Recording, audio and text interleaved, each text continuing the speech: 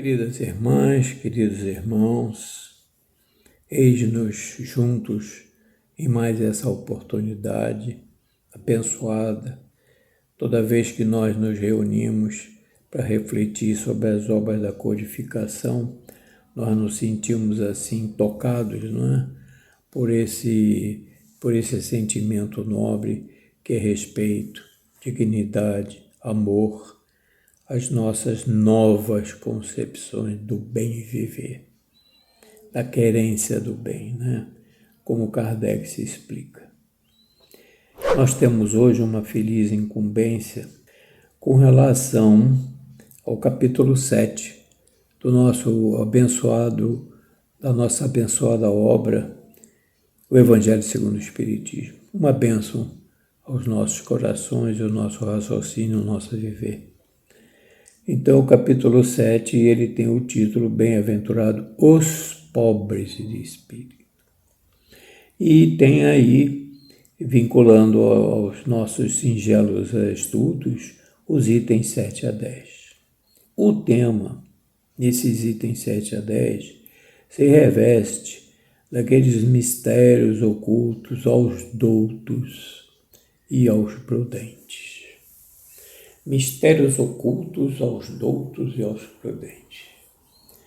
É um tema assim muito vinculado aos personagens, aos atores lá da época do cristianismo nascente. Lá na nossa querida Palestina, de todos os tempos. E nós fizemos aqui algumas considerações preliminares, basicamente com relação ao item 7, que é a base de nossas reflexões. Esse item 7, que está lá no Evangelho segundo o Espiritismo, é um resumo das palavras de Jesus com relação ao Evangelho de São Mateus. Está lá no capítulo 11, versículo 25. Esse capítulo 11, versículo 25 de São Mateus, verdade se diga, ele tem alguns antecedentes. Um deles é que quando estávamos no estudo da doutrina, em que nós frequentávamos a Federação Espírita Brasileira, do seu departamento de juventude, nos nossos momentos lá de estudo, todos eles eram momentos de estudos, nós nos deparamos em conjunto lá com a obra de um renomado escritor da FEB, Rodolfo Caligares. E essa obra, ela é de 1964, né? E hoje nós estamos trabalhando com ela na sua 14ª edição. E ela é de 2004, é o nosso hoje. Pois bem, o Sermão da Montanha, ele é toda uma obra de Caligares, comentando o Evangelho de São Mateus. Só São Mateus. E Rodolfo Caligares, obra da FEB, Federação Espírita Brasileira, Rodolfo Caligares examina o Evangelho de São Lucas, notadamente lá nos seus itens primeiros, 5 a 7, como carta magna do cristianismo. Carta magna do cristianismo. E, de fato, se nós aprofundarmos as nossas reflexões em função do Sermão da Montanha, toda a estrutura, todo o estudo, todas as prédicas de Jesus no seu ensino moral, todas as efetividades que Jesus concluiu, os seus trabalhos, estão todas vinculadas realmente a uma carta magna. É como se fosse aqui nos países que têm os seus regulamentos, têm as suas constituições em plano espiritual maior. O Sermão das Bem-aventuranças é a carta magna do cristianismo. Isso nos dá muito alento de mergulhar aqui a nossa atenção em todas essas implicações que traz a carta magna, né? Vamos ler aqui porque o Evangelho de São Lucas, ele aqui nesse tema, no capítulo 11, versículo 25, ele é pequeno. Então vamos refletir juntos aqui um ajudando ao outro nas nossas reflexões. Disse então Jesus essas palavras: Graças te rendo, meu Pai, Senhor do céu e da terra, por haver ocultado essas coisas aos doutos e os prudentes, e por as ter revelado aos simples e aos pequenos. Olha só a diferença fundamental aí. E nós, antes de adentrarmos no mérito, da question meritis aí da Carta Magna, nós puxamos aqui, extraímos alguns conceitos basilares, a nosso ver basilares, mistérios ocultos. Por que Jesus, ele revelou aos simples e aos pequenos, mas não aos doutos, não aos prudentes? Que seriam esses doutos e prudentes? Voltando ao capítulo 2 do Livro dos Espíritos, nos elementos gerais do universo, no primeiro momento, que tem a ver isso com o Evangelho nessa parte aí, mistérios ocultos. A questão 17, o item 1 do capítulo 2, dos elementos gerais do universo, o item 1, é o conhecimento do princípio das coisas.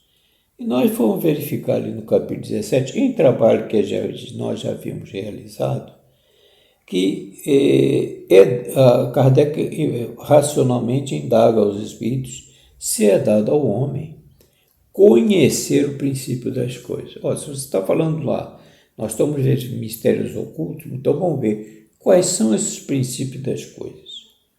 Então, Deus diz aos espíritos, não permite que ao homem tudo seja revelado nesse mundo. Muito bem.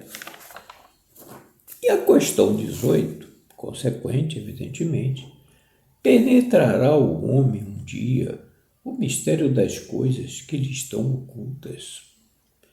E os espíritos assim concluem. O véu porque realmente ninguém está vendo, ninguém está percebendo, ninguém tem noção. Não chegou a nenhuma prática para poder raciocinar. Então os espíritos dizem isso, que o véu se levanta aos olhos de cada um de nós, à medida que cada um de nós se depura. Mas para compreender certas coisas são-lhe precisas faculdades de que o homem ainda não possui. E é verdade.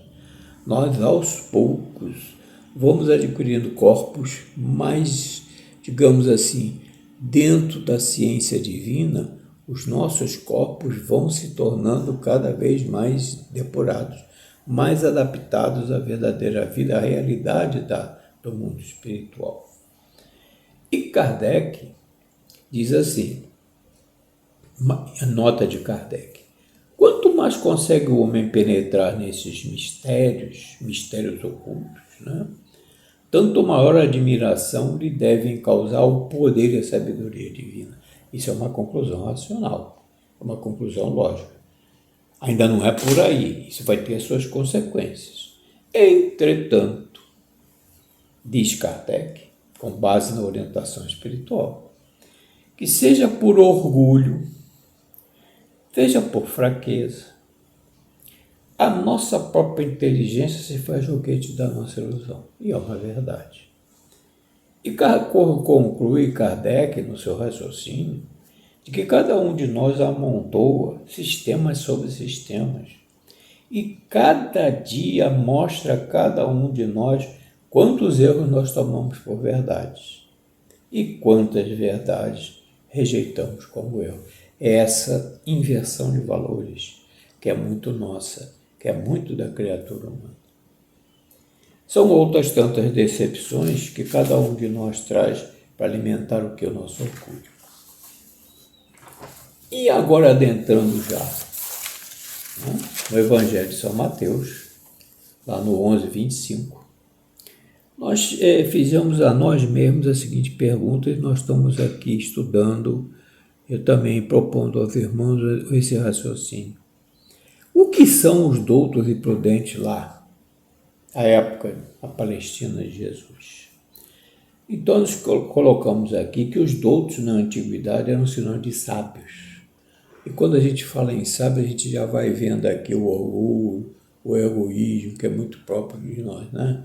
A cupidez, a avareza, a predominância, eu sou eu, como dizia Luís XIV, lá na França, La Loi c'est moi, e vai por aí, né? Os doutos na antiguidade eram sinônimo de sábio, ou seja, aqueles que se julgam prudentes, judiciosos, né? Botei aqui circunspectos. Eles são aptos na aparência, mas no fundo negam a existência de Deus. Tratam Deus de igual para igual. Se recusam a admitir a vontade soberana do Pai. O orgulho lhes tolda a visão. Quando esse orgulho lhes tolda a visão, a gente renova aquela nota de Kardec lá nas questões 17 e 18 que nós já comentamos. Vinculados a esse orgulho, eles consideram perfeitamente dispensável a presença e a ação de Deus. Para quê? Dentro do seu orgulho. Não sentem Deus, não sentem aquele sentimento, aquela fragmentação, aquele íter que está dentro de nós, que somos Deus, ainda está completamente fechada. Ela não está lapidada, porque se a gente recebe essa genética espiritual, compete a nós, pelo nosso progresso espiritual, lá do 780 do Livro dos Espíritos, trabalhar essas sementes de divindade que nós temos dentro de nós. Se nós não o fizermos, cada vez vamos fazendo o quê? Trilhando a fieira da ignorância, como está lá no 120 do Livro dos Espíritos. Vinculados ao orgulho, consideram perfeitamente dispensável a presença, né, e a ação de Deus. Acham superiores ao próprio homem. Né? É aquela obra de Kardec da aristocracia dos governos melhores, em que o homem se sente superior ao próprio homem.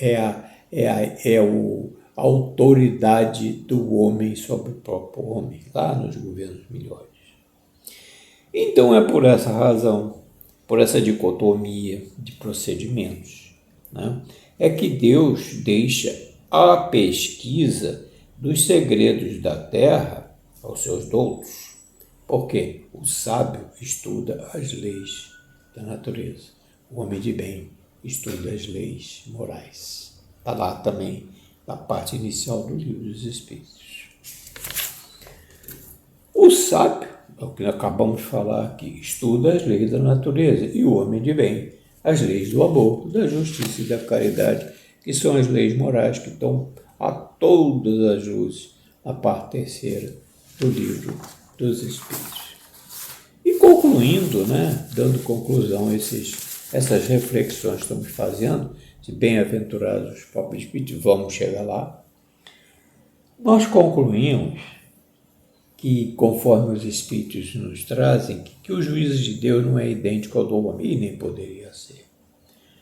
Aos considerados sábios, prudentes, a vez deles chegará, ou seja, sentir, despertar o fragmento que há em todos, semente que aguarda a sua lapidação. Já trocamos ideias singelas sobre isso, dentro da nossa razão ainda muito acanhada, né? E colocamos aqui que realmente as leis do Pai são imutáveis, né? Cabe a nós cumpri-las, não abrogá-las, moldá-las ao nosso feitio e às nossas necessidades. Jesus, lá na Boa Nova, a Boa Nova, junto ao Livro dos Espíritos, é um livro que indispensável para o raciocínio do sentido vero do Evangelho, não é? A Boa Nova nos fala de que esse nosso despertar é aquela essência que nós temos dentro de nós e que precisamos trabalhar, lapidar. Ela está ali, mas condicionada ao nosso adiantamento moral. Nós temos que trabalhar essa semente para que ela, dentro da seara da cultura espiritual ela venha desabrochar com todos os seus aportes luminosos, né? Então, considerando aqui, chegará o momento em que esses sábios, esses prudentes, vão despertar esse fragmento que há em cada um de nós, que é a semente que aguarda a sua lapidação. As leis do Pai são imutáveis, não nos cabe arregá-las, mas cumpri-las. Há em cada um de nós um íter, ou seja, um caminho, que é o nosso adiantamento moral. Perguntar-se-ia se Deus... Não, agora aqui vem um tema que ele é emocionante. Eu até, quando li isso aqui, eu me lembrei também, não poderia deixar de me lembrar, de um fato ocorrente em Boa Nova. Vamos ler.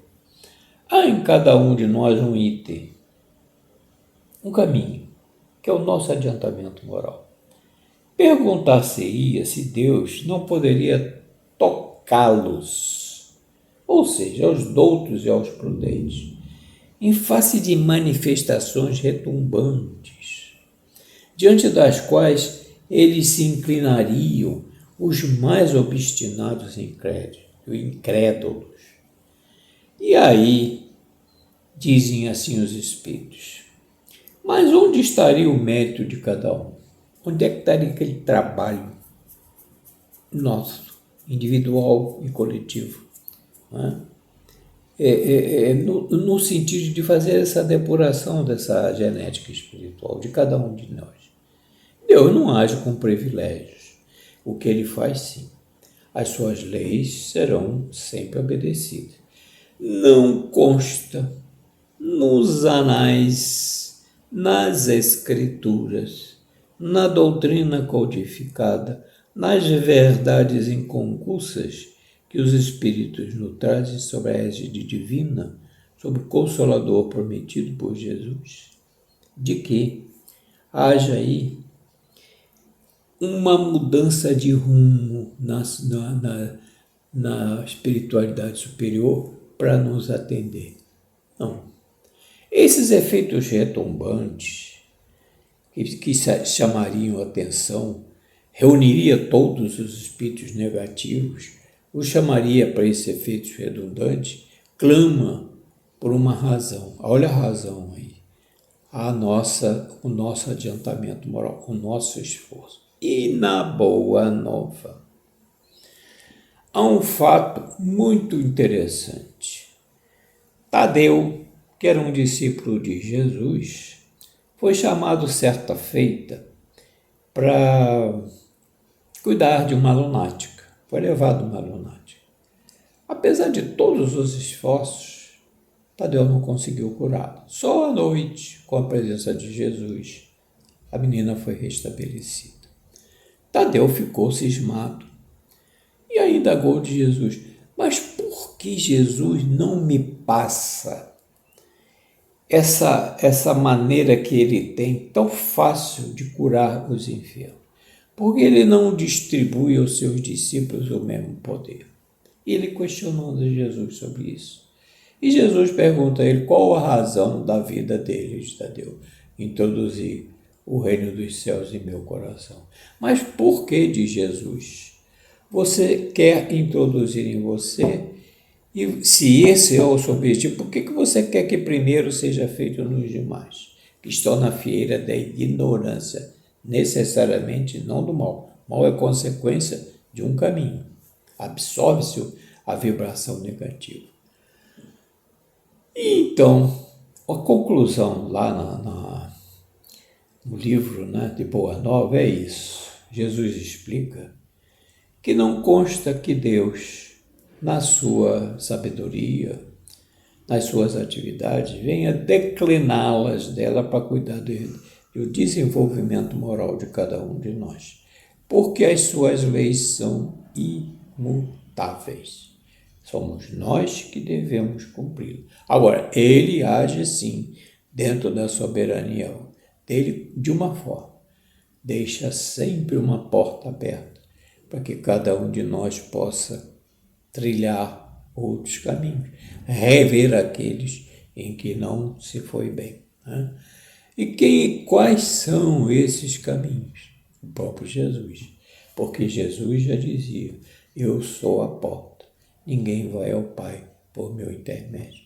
Então nós achamos assim, muito do coração para o coração, trazer essa identificação de providência. De que adianta reunir, chamar todos os gênios negativos, obsessores, legiões, como se chamava. Como é o teu nome, legião? Por que não convocar, dizem os discípulos, todos esses espíritos, mostrar-lhes a verdade? E aí Jesus diz, mas o Pai anda, o Pai procede dessa maneira e nós, na nossa atividade, por maior que sejamos elevados, nós iremos contrariar as leis de Deus. Onde é que está o mérito de cada um? É preciso que nós tenhamos mérito.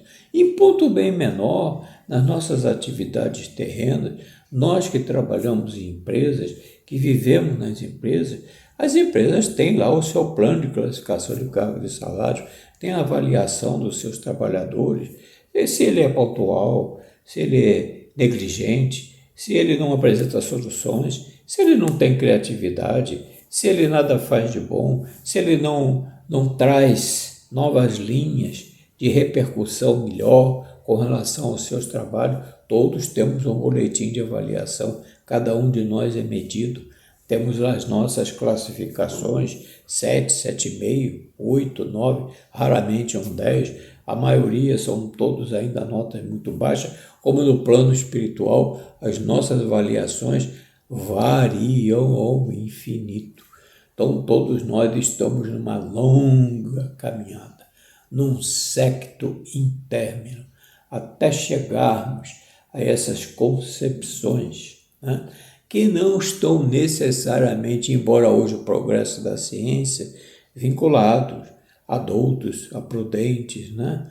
Nós temos hoje médicos, cientistas, psicólogos, infectologistas, epidemiologistas, tudo é uma gradação. A época da Palestina, os interpretadores do Evangelho, os judeus, os sacerdotes eram os pontífices, as pontes de Deus para resolver os problemas do humano dentro da nossa inferioridade. Mas todos estamos caminhando.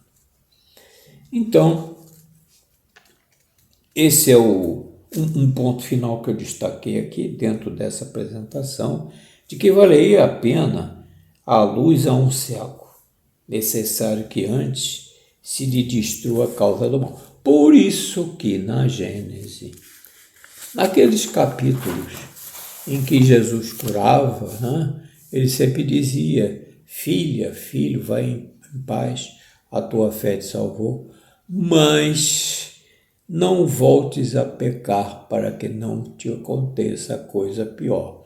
Ora, hoje, em termos de corpo de doutrina, nós estamos sendo orientados que esse não volte a pecar é o quê? Não voltes a lesar o teu perispírito, para que não aconteça coisa pior. E aí a gente sempre lembra, nas obras de Filomeno, na doutrina é um todo, as obras codificadas que se vinculam à codificação trazem todas essas questões assim na sua parte prática, na sua parte do dia a dia, das nossas dificuldades, dos nossos momentos. Há uma obra de Filomeno muito recente, que é um primor de racionalidade, quando ele nos ensina de que toda fraqueza nossa, toda inferioridade nossa emite um sinal. Se nós estamos em caminhos retos, caminhos iluminados, nós também emitimos sinais, mas não de debilidade, não de fraqueza, de ascensão. Em sentido contrário, essa fraqueza, esse sinal, né, de que o perispírito ele decodifica, ele, ao decodificar, diz Filomeno, em momento oportuno, o que acontece? Ele causa as doenças benéficas. Que são essas doenças benéficas? Resvaladouros morais das enfermidades do espírito. Então ela tem os seus momentos adequados, ela tem os seus momentos certos, seja ela no nascimento, no curso das nossas existências, na nossa senectude, na juventude. Nós estamos em novos e novos corpos, em novas migrações, com tarefas muito definidas. Raros de nós somos aqueles que lá no livro de André Luiz, Missionários da Luz, somos tidos como reencarnacionistas completistas, o que é uma dádiva. Raros, diz Amanés lá no livro dos Missionários da Luz, que raros são os espíritos que retornam à Terra e que cumprem integralmente a missão a qual eles se dedicaram, eles pediram. É um progresso acentuado na evolução de cada um. Então, nós estamos fechando aqui esse estudo apenas para consolidar os seguintes aspectos, já estamos a 26 minutos, que o poder de Deus se manifesta nas mais pequeninas coisas como nas maiores. Aos sábios e aos prudentes, o despertar de cada um está na razão direta do adiantamento moral que empreendam, 780 do Livro dos Espíritos. Porque é a divindade e não o acaso é quem lhes proporciona o despertar do orgulho. De quem? Dos doutos, né? Dos prudentes, circunspectos, daqueles que se arvoram na sabedoria do todo. Eu sou o máximo. Quais são, como o sacerdote Hanan, que foi um implacável juiz na crucificação, indaga ao juiz: você vem trazer à terra o reino dos céus, está lá na Boa Nova, mas o que você conta em seu favor? Você tem algum poder? Se relacionou com algum príncipe? Com alguma autoridade aqui na parte judaica, aqui na Palestina? Qual é o exército que vai atender às suas solicitações? E aí Jesus responde que ele vem em nome do Pai, procurar os pequeninos, porque ele veio para os fracos e não para os fortes, entendendo fortes aí, não fortes espiritualmente, evidentemente, mas esses que através do orgulho, através do egoísmo, da cupidez, da prepotência, se consideram os donos do mundo. Muito bem. Então nós vamos continuar aqui fechando o estudo, já estamos a 27 minutos. Que a misericórdia do Pai é infinita e sempre deixa uma porta aberta para a progressão de seus filhos. Necessário assim que o livre-arbítrio, o nosso LA, o livre-arbítrio de cada um de nós, ele se amplie, né? Para nós nos lançarmos nos braços de Deus, pedir perdão como filhos pródigos. E agora nós queremos fechar com as seguintes conclusões. Lembrando obras póstumas, tem-se em caso a aristocracia da inteligência. Realmente, a inteligência, o próprio Jesus já admitia no Evangelho, nas instruções com seus discípulos, que ela seria efetivamente,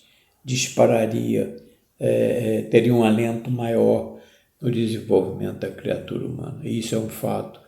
Se nós observarmos as conceituações históricas do nosso mundo, desde a época medieval, a noite dos mil homens, a noite das mil noites, até o final do século XVIII, quanta disparidade, quanto orgulho, quanta maledicência, quanto poder da raça, poder das armas, poder imperial, o chamado mando e gestão, eu posso, eu sou a lei, ou seja, a supremacia do homem sobre o homem, lei da força bruta, lei do nascimento, lei da autoridade negativa, não é?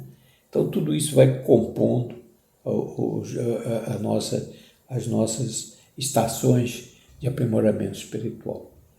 Então, lembrando obras póstumas, em caso, a aristocracia da inteligência nem sempre se constitui padrão de moralidade. ou seja, governos melhores. É preciso que se conjunte, faça uma junção de inteligência e moralidade, porque elas causam uma predominância legítima, moral. E aí ela redunda na confiança pelas suas luzes, pela sua justiça. Instrui Kardec que a aristocracia intelecto-moral só será possível com o fim do orgulho, do egoísmo, da cupidez, que ainda reinam soberanos na Terra. Essa é a nossa constatação. E queríamos fechar aqui falando dos pobres de espírito. Começamos com o tema do Evangelho de São Mateus, lá no capítulo 11, versículo 25. E aí, quem são esses pobres de espírito que Deus permitiu fossem levados às coisas do céu? Os pobres de espírito, situou Jesus, eles são portadores da humildade espiritual, em primeiro lugar, entre as virtudes de que nós necessitamos adquirir. Adulterando o sentido dessa máxima, os exegetas, os intérpretes do Evangelho, pretendem que esses pobres de espírito dão uma insanidade na interpretação dele, mas não sejam do que os bem-aventurados. Mas quem são esses bem-aventurados? Quem são esses pobres de espírito? Na interpretação judaica, eram os apoucados de inteligência. Eles eram os retardados mentais, os idiotas, os imbecis. Esses eram os termos aplicados na época e que estão a todas as luzes no Evangelho segundo o Espiritismo. Não somos nós que estamos afirmando. Então, essa interpretação dos anteriores religiosos, doutores da lei, prudentes, que interpretavam o Evangelho, ela é insana, porque os Espíritos assim dizem, porque não haveria lugar nos céus para os ricos, não é da matéria não, do corpo, não haveria lugar nos céus para os ricos dos espíritos, do espírito imortal. Os pobres de espírito, na acepção divina de Jesus, devem entender-se aqueles que, aspirando à perfeição e comparando com o ideal a ser atingido, entendem ainda ser pequenino o progresso realizado e que o grau de adiantamento há de se reconhecer que quando ainda são carentes de espiritualidade, apesar da nossa evolução, daquilo que nós estamos construindo dentro de nós, ainda é diminuto a nossa evolução. Temos que crescer muito para fazer com que essa semente de divindade que está de nós, ela, digamos assim, ela cresça, ela evolui, ela venha eclodir na sua autenticidade divina. Né? Então diz aqui que esse adiantamento moral ainda são carentes de espiritualidade. Temos que crescer muito. Empenham-se assim em conseguir maior progresso espiritual.